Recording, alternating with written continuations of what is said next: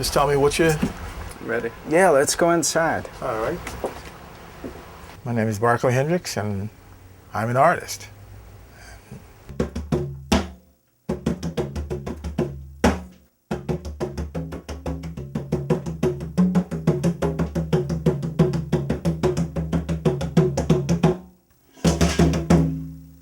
As I say, everything that you sort of see is piles of ideas. It could conceivably look like junk, but it's piles of inspiration and ideas and lucky finds.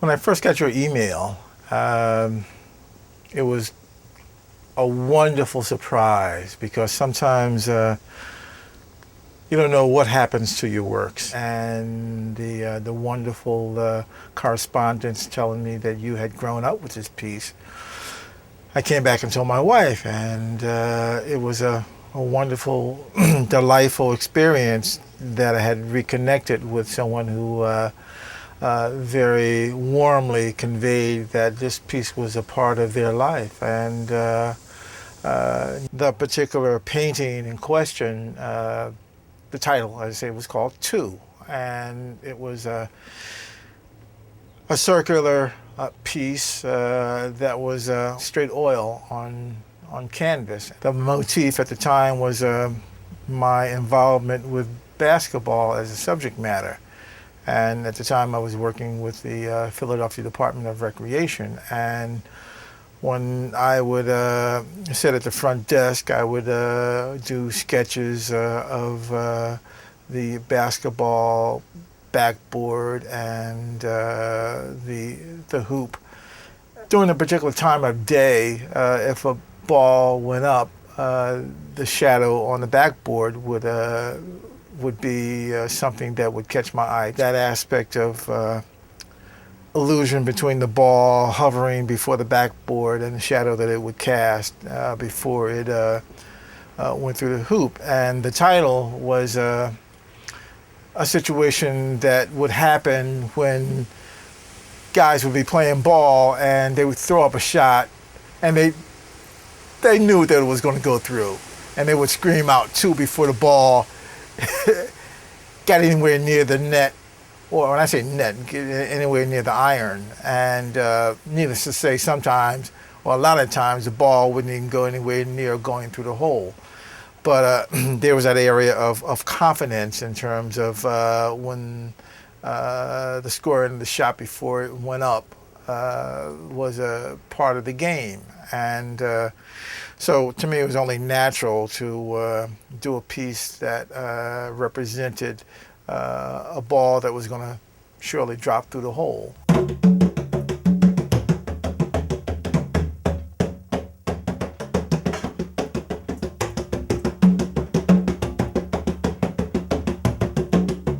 I call myself an Afro-American. I'm an American of African ancestry. Say my root system is here, and I have Native American as well as Anglo-Saxon blood in me. So I'm as much of American as you're ever going to see. And my great-great-great-great-great-grandfather, I was told, made a point to make sure that his offspring, both white and black, had land. And I was told, got into a sort of situation with his relatives and pissed him off, and he told him to kiss his white ass. And he wasn't going to diss any of his children. And that gave my family land. So as I grew up, there was a situation where my relatives always had land. And even though there was that area of sharecropping, and I knew what that was as I got older, both my grandparents had their own land.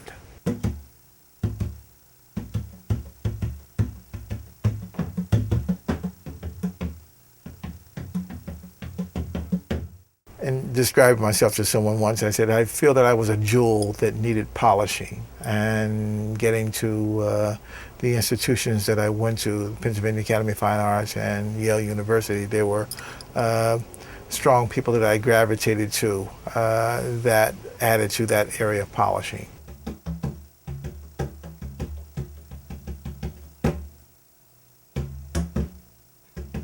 The situation with a number of things that are a part of works that I finished, and as you can sort of see, both of us are involved in certain areas of tack radism. I also collect a lot of hats, hats in general, and sunglasses. It's not, I say, a matter of being cool, because I do look cool in sunglasses. No, I'm also diabetic, so therefore it's the area of protecting my eyes. We human beings, especially Americans, there's a desire in certain sort of situations to sell you coolness. How I apply it to what I do in terms of painting, there are certain situations that attract me, and fortunately there's not a whole lot that turn me off.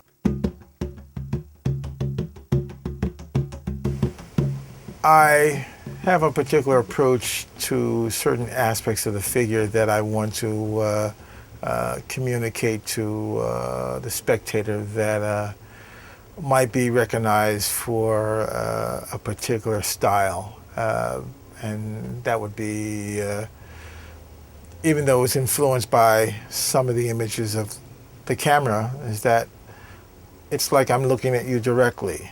The camera is a tool. It's a mechanical sketchbook. This is one of the pieces that I just recently, finished. This is a 2004 piece, and it's called the Roaring River Apostle. I photographed him at Roaring River in Jamaica, and he was actually trying to sell me some herb, and at the same time extolling the virtues of Bob Marley and the little community that was around Roaring River. This particular piece is dedicated to my mother and motherhood, and Thelonious Monk. He has a composition called Ruby, My Dear, and my mother's name's Ruby. So this is Ruby, My Dear. And although it's not my mother, I mean, she certainly would not want to say, certain, well, anyway, she wouldn't even say, no, that's not me, but it's dedicated to her.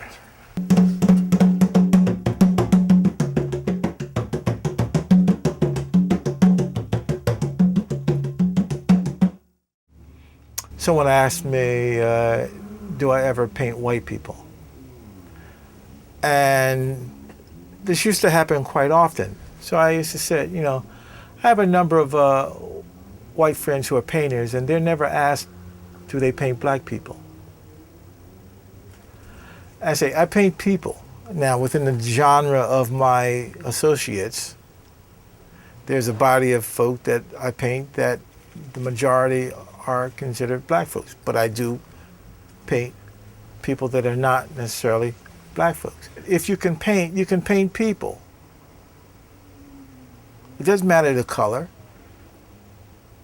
So if you can paint people, you can paint people. If you have yourself in a little category, then you got problems.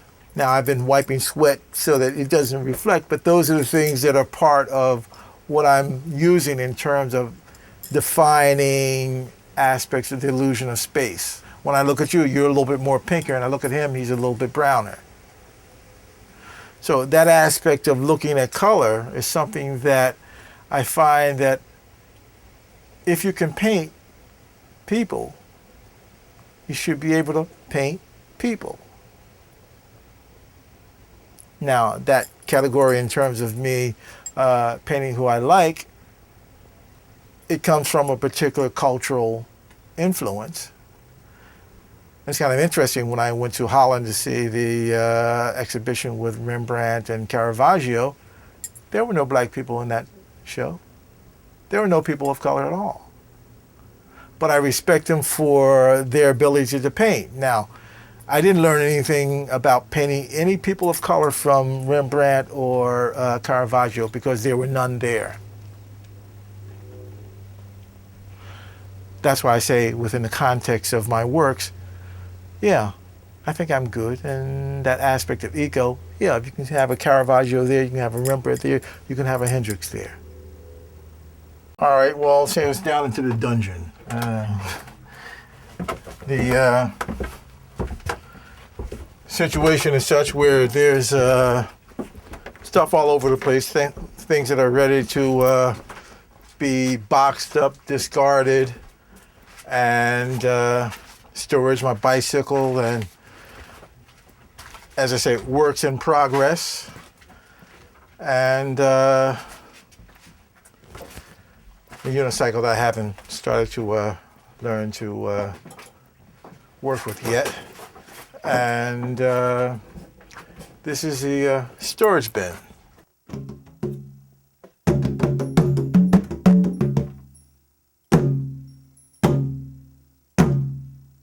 I had to work in a neighborhood that wasn't a part of my neighborhood, and I had to sort of go in and out without getting beat up. And since I was from the Tioga neighborhood in Philly, coming to work in a neighborhood down at Amos Playground where I was, I mean, that was totally a warring part of the city. And so my art was a way of being able to make friends, so to speak. My images weren't all about, the whole political misery of my people. It was about that aspect of my folks that had flash and had style and had beauty, that were partying, that were dealing with other aspects of their existence and not always reflecting on that.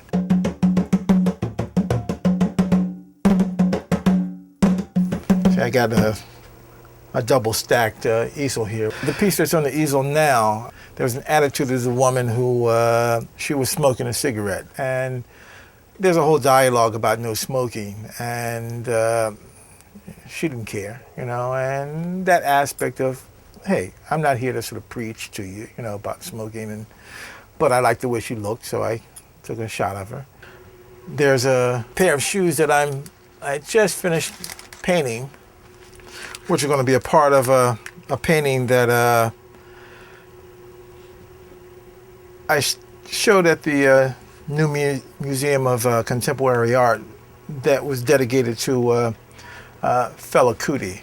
Fela was a Nigerian musician that was a thorn in the side of the Nigerian government. Anyway, there was a large frame and kind of an altarpiece. And when I showed it in New York, and it didn't show the piece in the full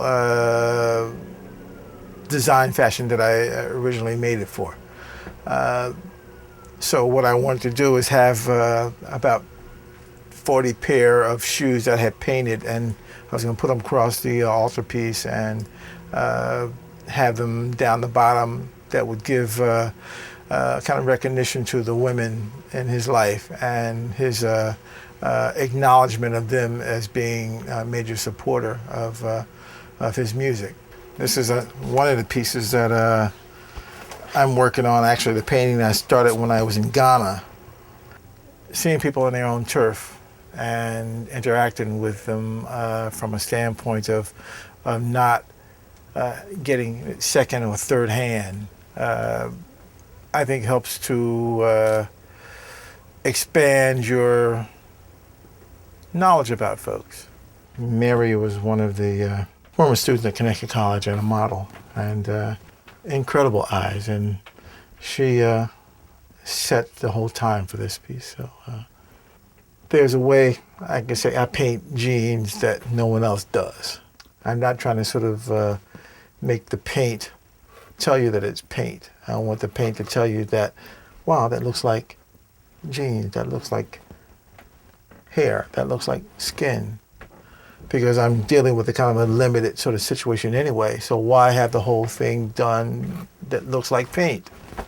I'm already working with paint, so I want that aspect of paint to trick you into seeing something else. And you go into the museum, sometimes there's a bench in front. Well, sit down for a little while and look at it for a while. Is there anything else that I should know, or? No, I just want, in a way, I say, just the fact that you're here, the poignance of you being here, the grandson of a man who invested in buying my art, and the fact that you were influenced by it, and the situation was in the context of America where anything can happen. And for this to happen is something that I'm overjoyed about, and I feel, I say, there's a kinship that was made long before I met you. And that's a phenomenon within the context of my creative involvement that I relished. Again, I say there's a respect that has gone out to you by virtue of what your grandfather did, and it was a spillover that I find it's kind of beyond words for me to try to sort of find it in a way. I say I'm overjoyed, and it's a phenomenon that's, say, wow, I mean, the dude's grandson is here, you know, filming me, who bought one of my pieces. And there's a camera crew here supporting that. And these are white dudes, and this is America. And they're hip cats, you know, and I don't mean that sort of situation. I haven't picked up any evil vibes from you, you know, and that aspect of being fascinated by my living space and getting interesting questions. Hey, that's hip, you know, and in a way, what can I say, you know? This is a good Saturday, you know? What can I say, you know?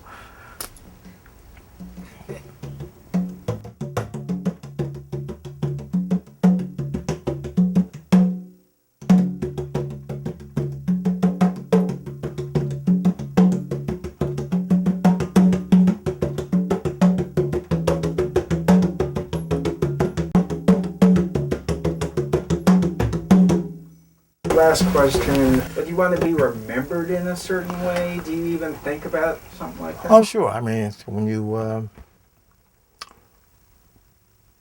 do like what we just did, you know, we left and went across the Atlantic Ocean to see images by Rembrandt and Caravaggio.